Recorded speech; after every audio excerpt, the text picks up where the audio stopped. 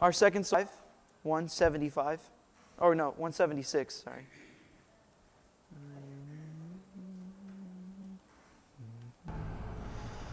Your only Son was sent to hide, but you have sent him from your side to walk upon this guilty sod and to become the Lamb of God. Your gift of love they crucified. They laughed and scorned him as he died. The humble King they made the fraud and sacrificed the Lamb of God. O Lamb of God, sweet Lamb of God, I love the holy Lamb of God.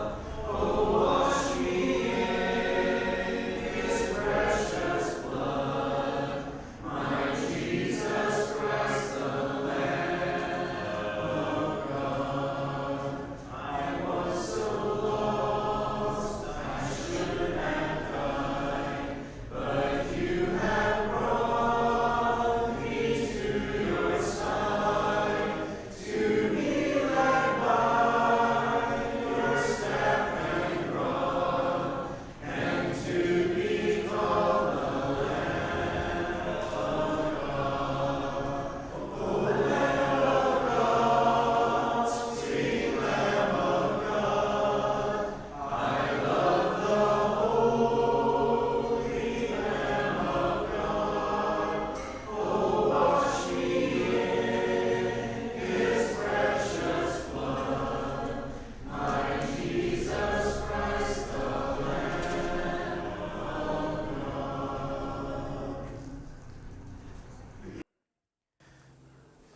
The next song will be number 379, 379.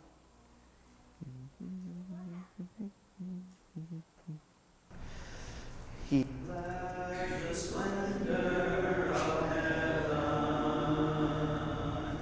knowing his destiny was a lonely hill of love, there to lay down his life.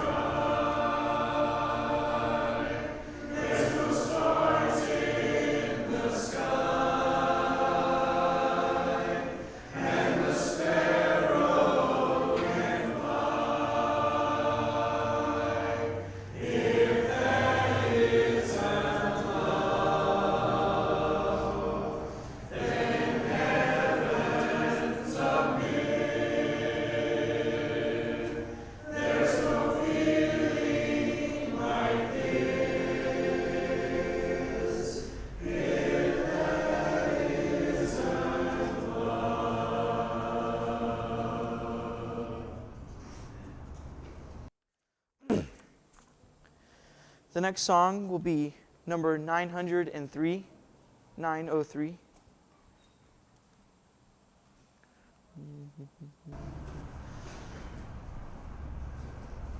Would you be free from the burden of sin? There's power in the blood, power in the blood. Would you or evil of victory win? There's wonderful power in the blood. There is power, wonder-working power in the blood, in the blood of the Lamb. There is power, wonder-working power in the precious blood of the Lamb. Would you be free from your passion and pride? There's power in the blood, power in the blood. Look for the cleansing to Calvary's tide. There's wonderful power in the blood. There is power, wonder-working power in the blood of the Lamb. There is power, wonder-working power in the precious blood of the Lamb. Would you be whiter, much whiter than snow? There's power in the blood, power in the blood. Sin stains are lost in its life-giving flow. There's wonderful power in the blood. There is power, wonder-working power in the blood, of the Lamb. There is power, wonder-working power in the precious blood of the Lamb.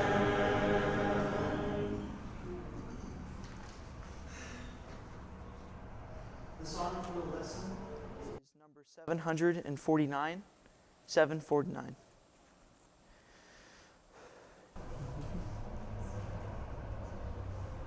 Heavenly armor will enter the land. The battle belongs to the Lord. No weapon that's fashioned against us will stand. The battle belongs to the Lord. And we sing glory, honor, power and strength to the Lord. We sing glory, honor, power and strength to the Lord. When the power of darkness comes in like a flood, the battle belongs to the Lord. He's raised up a standard, the power of his blood. The battle belongs to the Lord.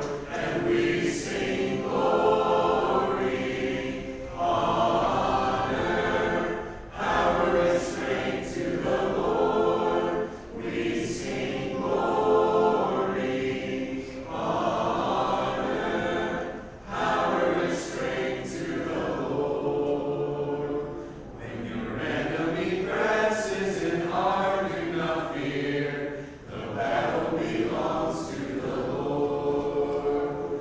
Take courage, my friend, your redemption is near. The battle belongs to the Lord. And we sing glory, honor, power and strength to the Lord. We sing glory, honor, power and strength to the Lord.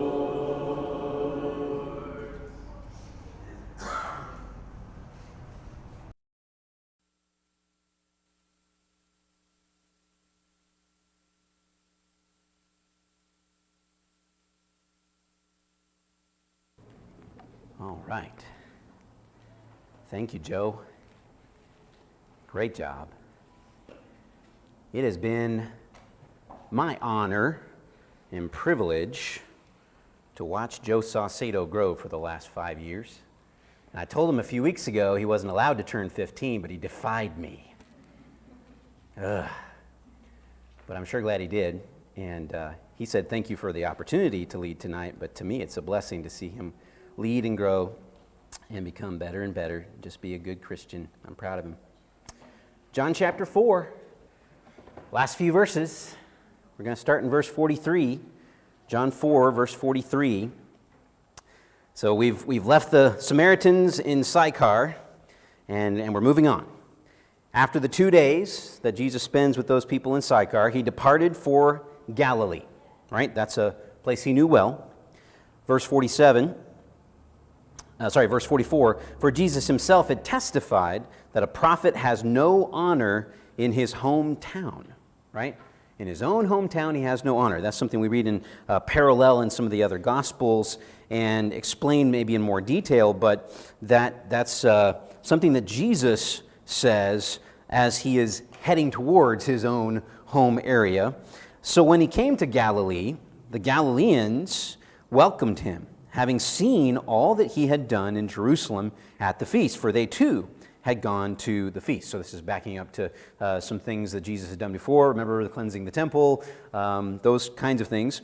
And apparently he was already becoming popular at this point, enough in that the news had reached Galilee and even his own home area.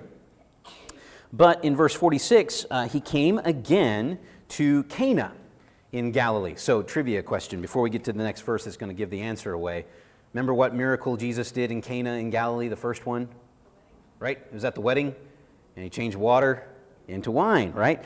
And so that, sure enough, that's the rest of the verse. And at Capernaum, there was an official. It doesn't tell us an official of what, but he was in charge of something, because he was official, right? An official whose son was ill. Verse 47, when this man heard that Jesus had come from Judea to Galilee, he went to him and asked him to come down and heal his son, for he was at the point of death. Things had gotten bad quickly with his son. He's concerned about his son. He's willing, apparently he's heard enough about Jesus. He's willing to go to Jesus where he is, in in Cana, and ask him to come back to where his son is, which would be back in Cana. And by the way, that is a change in elevation. Capernaum's down by the sea, so kind of sea level per se, and Cana's kind of up towards the hills, and so it's a bit of a walk. And so Jesus said to him, unless you see signs and wonders, you will not believe. Here we go again with Jesus and his non sequiturs. It's like, where did that come from? He's asking you to come heal his son. Come on, Jesus, what's the deal? But the officials said to him, Sir, come down before my child dies.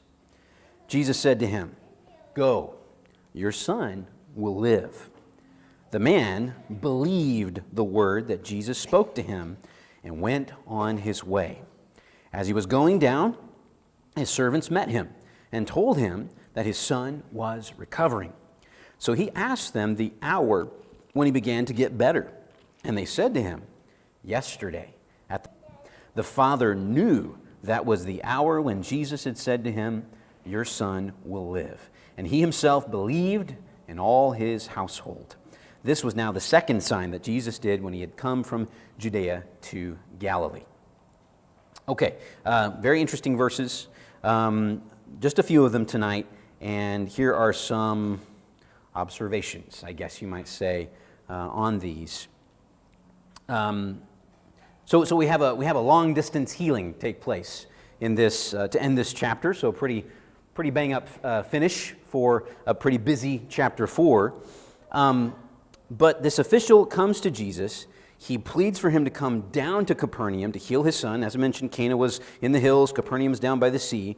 And Jesus appears when he responds to him to sort of, it's like he's holding him at arm's length at first and not really answering his question, not really acknowledging him, because this just seems to come out of the blue where he says to them, where he says to him, apparently, unless you see signs and wonders, will you not believe? Who's he really saying this to, though? That was my thought as I was reading through this again today, was he can't be talking to this guy, right? It's too disconnected. It's two trains passing in the night, okay? He's like, please come heal my son. Come down and heal my son. Now, it is a healing, and a healing would be a miracle, and a miracle, as we've seen in John, would be a sign, right? A sign, and do you remember the intended purposes of Jesus' signs in the book of John? It's to bring about belief. It's to bring about faith. And so they're connected in that sense, but this guy is clearly, right? Clearly has the right motives, clearly has the right intentions, right? Because he comes all the way just to ask Jesus to come and heal his son. So I think Jesus is talking to somebody else, right? Is he talking to the listeners who are around them when this is happening? I think that's pretty likely. Is he talking to the readers that John will later write for us? Most certainly. Is he talking to us? I think so. And so let's do a little bit of application. This may seem like we're going in another direction, but believe me, I think this is very, very connected. Because do we still do this, right? Do we still demand signs and wonders before we are willing to believe? I think that's part of what holds us back. That's part of what keeps us from fully committing. Jesus seems to very often be concerned that that our responses to him be from the purest motives, right? He wants to make sure that whoever makes this kind of request, that they're coming from the purest of motives. Why? Why would Jesus do that? Well, number one, Jesus knows our motives, doesn't he? Right? Jesus knows our thoughts. Jesus knows our hearts. God knows our hearts. I hear people say that, God knows my heart. They may mean it a different way, but we say that all the time. God knows our hearts. And that's true, right? God's word can discern, it can describe, and it can dissect and direct our thoughts and our intentions. How do I know that? Hebrews 4 and verse 12. The Word of God is living and active. It's sharper than a two-edged sword.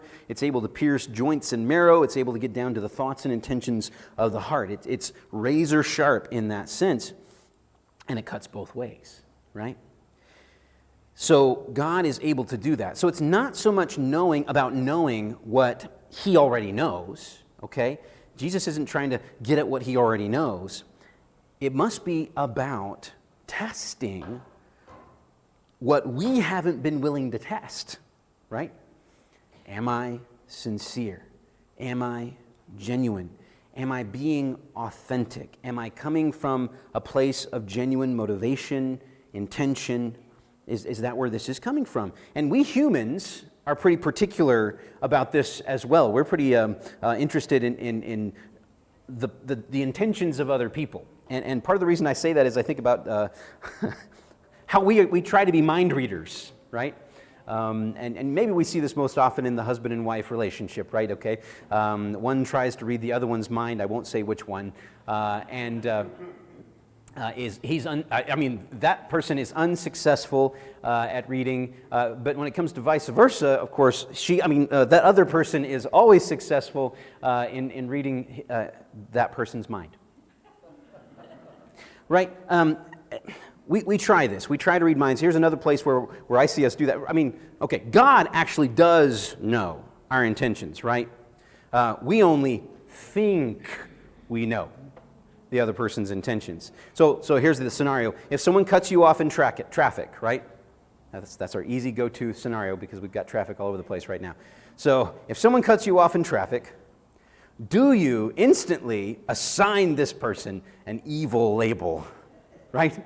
We go straight to it, don't we? What a horrible person that is, cutting me off in traffic. Now, we don't even consider the possibility that they may need to get somewhere really fast, or that they just weren't paying attention at that moment, or somebody is distracting them in the car, or a variety of other things that had nothing to do with just evil intentions towards us.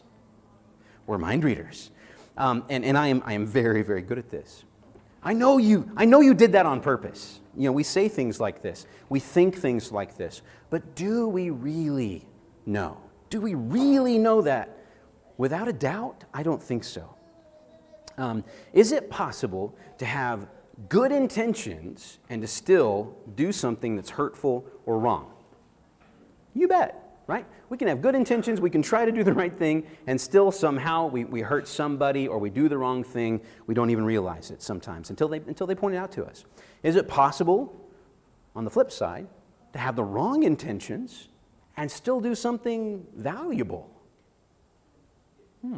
Okay, a couple of sort of semi-hesitant yeses.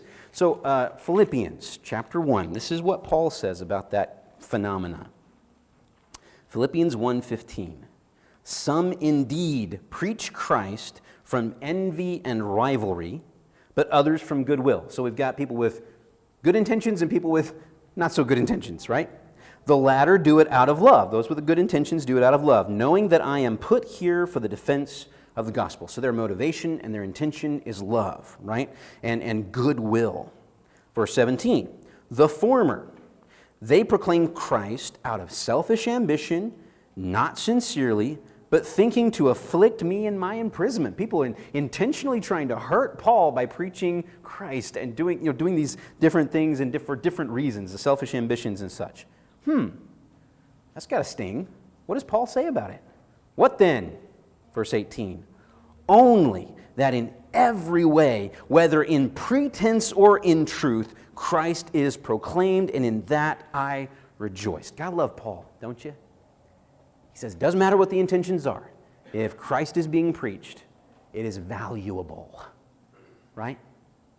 Whew. Okay, so that's tough to swallow because, it's maybe more clear for us in that situation. It's harder for us to see that in other situations. And this is why it's so very important for us to allow people to clarify, right? To let them communicate their own intentions multiple times if that's what it takes, right? To give grace to the speaker and give grace to the listener. Hopefully that's what we would want others to do for us. Matthew 7:12, the golden rule, right? Do unto others as you'd have them do unto you. I know this is hard. This is the struggle of struggles for us as humans, right? Here's a couple of thoughts on it from Paul again in 1 Thessalonians. 1 Thessalonians chapter 2, verses 1 through 4. Again, Paul, it seems like people are getting after Paul and kind of giving him a hard time. So he says, for you yourselves know, brothers, that our coming to you, to Thessalonica, was not in vain. But though we had already suffered and been shamefully treated at Philippi, you remember what happened to him at Philippi, right? Thrown in jail. As you know, we had boldness in our God to declare to you the gospel of God in the midst of much conflict. For our appeal does not spring from error or impurity or any attempt to deceive, no trickery, one translation says. But just as we have been approved by God to be entrusted with the gospel, so we speak, not to please men, but to please God who tests our hearts. He's saying, what's our motivation for bringing you the gospel, right? What's our intention for bringing you the gospel? It's not a trick, okay? So I'm just suggesting tonight that we need to be careful in our interactions. We need to be careful in our communications, not to assign intentions to another person or to read into their motives. It's impossible to do, really, especially when nothing has been said yet, right? When there actually hasn't been any communication. And hey, this is tough, right? Because we communicate all the time, or at least we think we do, right? Text, email, message, print. No matter what the scenario is, we need to give the person a chance to clarify, right? Because we're not Jesus. We don't know the intentions. Even if you heard them say it, and you think you know exactly what they mean, give them a chance to set the record straight. That's what Jesus would do. Now, you may be right? You may be right about the motives sometimes. But more often, I think we're wrong. More often, we tend to make a mistake there. More often, we tend to, at the very least, assign more negativity or maliciousness to it than it was actually intended. And, hey, if the intentions were malicious after all, God's got this, okay? 1 Corinthians chapter 4, this is what he tells us. Again, Paul. I think maybe Paul, in part because he wrote the most in the New Testament, but also because he probably had to deal with the most conflict. And Corinth is one of those places. This is what he says in chapter 4 of 1 Corinthians, verses 1 through 5. This is how one should regard us, as servants of Christ and stewards of the mysteries of God. Moreover, it is required of stewards that they be found faithful. But with me it is a very small thing that I should be judged by you or by any human court. In fact, I do not even judge myself. For myself, in other words, there could be something against me and I don't know. It is the Lord who judges me. Therefore, do not pronounce judgment before the time, before the Lord comes, who will bring to light the things now hidden in darkness and will disclose the purposes of the heart. Then each one will receive his commendation from God. So let's say whatever thoughts you thought you read from somebody else were actually their thoughts, and you actually got it right. You know, the 165 millionth time, you got it right, and they were trying to be mean to you, or they were being evil. God's got that covered, right? He's going to reveal those intentions at the right time when He is there to judge. Not for us to judge, but when He is there to judge. Only God can read my mind. Proverbs 16 and verse 2. Don't worry, I'm wrapping this up. Proverbs 16 and verse 2. All the ways of a man are pure in his own eyes, right? All my thoughts are pure. I mean, I'm coming from pure intentions, but the Lord weighs the heart, or the spirit, depending on your translation there. So Jesus knew, right? Jesus knew the official was earnest and sincere in his pleading. He probably knew it before the guy even got there. He knew what was going to happen. So this was not about Jesus trying to sift his intentions. Jesus told him his son would live, and then it was confirmed twice. It is interesting, though, that the official, he trusted, right? He believed, but he also, was it Reagan that said, trust but verify? He verified, right? He went and found out. Has Jesus done enough to convince you, to convince me of who He is and what He's offering? That's the question for us. Does He have to do another miracle to convince us? Or is His death and His burial and His resurrection enough? I'm sure He will keep making Himself evident to us in our lives and in the Word. He'll keep doing that for us. But the question is, will you and I be looking for Him when He does? King, as He does in this situation, heal you of your wounds, heal you of your sickness, heal you of your misery, heal you of your sins. That's the power that Jesus continues to offer us here in the book of John, chapter 4. There's somebody here too. If there's some way we can be, and if we can connect you to Jesus, connect you to God through the Scriptures, we'd love to do that. Please let us know as we stand and sing this song together. Our final song will be number 881.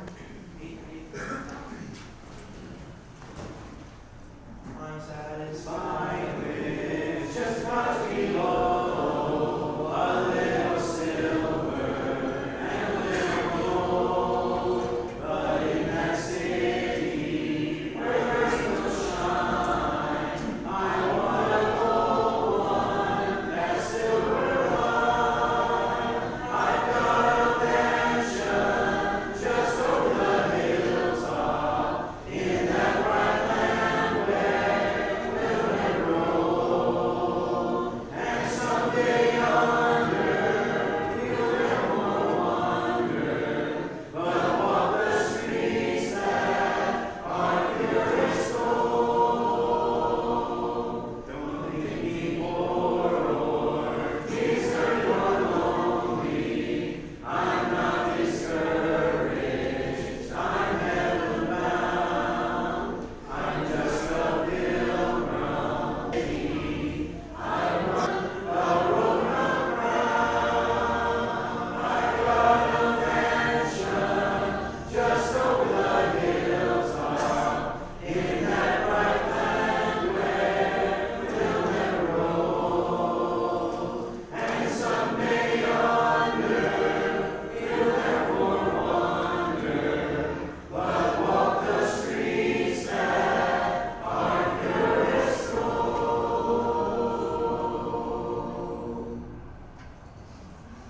Lauren Helpert's daughter, Paisley, and Nelson Moore and Carmen Moore's granddaughter, Paisley, in the waters of baptism Sunday morning, and started her walk as a Christian Sunday morning. So what an awesome thing. So we can rejoice with the angels as they are rejoicing for that event. So I just want to share that because that always gives me chills. I'm going to mention that we have our service project Sunday, and guys, we have some great edification while we're here, when we're here. And there are things that always can be done. So if you're hesitant about being here, come on out, see what happens. Be a part of it. It's a healthy thing for the church. We get closer, and we find out more about one another, and we get our hands dirty sometimes. Well, never mind. I watch them get their hands dirty. But y'all know how that is. It looks like Nick and Bethany are going to have a shower this Saturday. Bless their hearts. Sorry. And says they're registered at Walmart, Target, and Amazon. And so I guess there'll be that. It says it's at 1 to 3. So I don't know how that works. I mean, never mind. All right, I'll move on. Next Wednesday night, we're doing chicken and rice baked casserole. Yum. Sounds exciting. Green beans, corn, and rolls. So we'll have that. Make sure you sign up on Facebook or in the table in the foyer. If you want to bring a dessert, sign up in the foyer as well. On March 26th at 4 p.m., that is a Saturday if you're not checking your clock or checking your calendar, it's Ladies' Night Out. So they're going out to do stuff. That's really cool. It says check Facebook event to see Sandy Saucedo for more details. So Sandy's over there, and she's also says the ladies are going to run away. Oh, no, retreat. April 15th and 16th. And says see Kristen about more details, or check the Facebook events for